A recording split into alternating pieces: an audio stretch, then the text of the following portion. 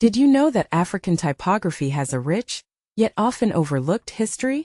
It's time to shine a spotlight on the Nigerian graphic designers who are redefining African expression in the world of type.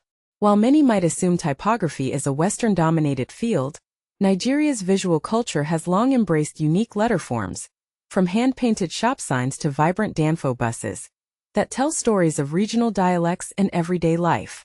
But here's where it gets controversial. These indigenous typographic traditions were nearly overshadowed by imported Western styles, leaving many to wonder, can African typography reclaim its identity? The good news?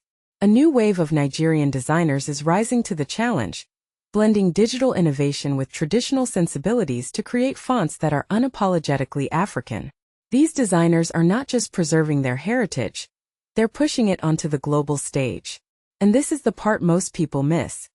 Their work isn't just about aesthetics, it's about reclaiming a voice that was almost lost. Take Chisaokwu Joboson, for instance. Frustrated by the lack of African representation in Western typography, he pivoted to type design, determined to create fonts that truly reflect his culture. His journey hasn't been easy. He highlights the isolation of working in a field with limited infrastructure in Lagos. But he's also building a community through initiatives like Foundry and Type Africa, ensuring future designers don't face the same barriers.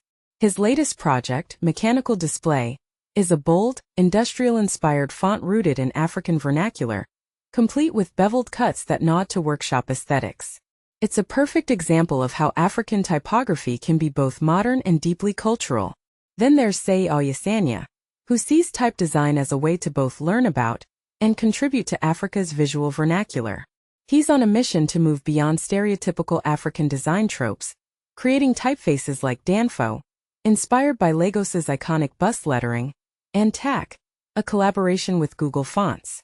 Through Afrotype, he's building a catalog of fonts that celebrate African history, culture, and environment.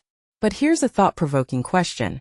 Are designers doing enough to incorporate genuinely African types into their work, or are they still relying too heavily on Western influences?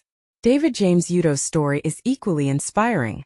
Starting as a self-taught graphic designer, he found his calling in type design after realizing the lack of typefaces that truly represented his culture. His work, like Funky Waka, is a funky, highly stylized serif typeface inspired by hand-painted signs in Lagos and Mombasa.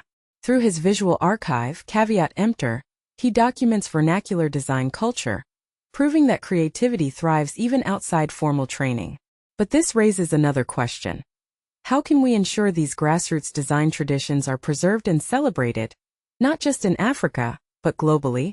These designers are more than just creators, they're cultural ambassadors, challenging the status quo and inviting the world to see African typography in a new light. Their work is a testament to the power of design to tell stories, preserve heritage, and spark conversations. So here's the final question for you. What role do you think African typography should play in the global design landscape? Let's keep the discussion going in the comments.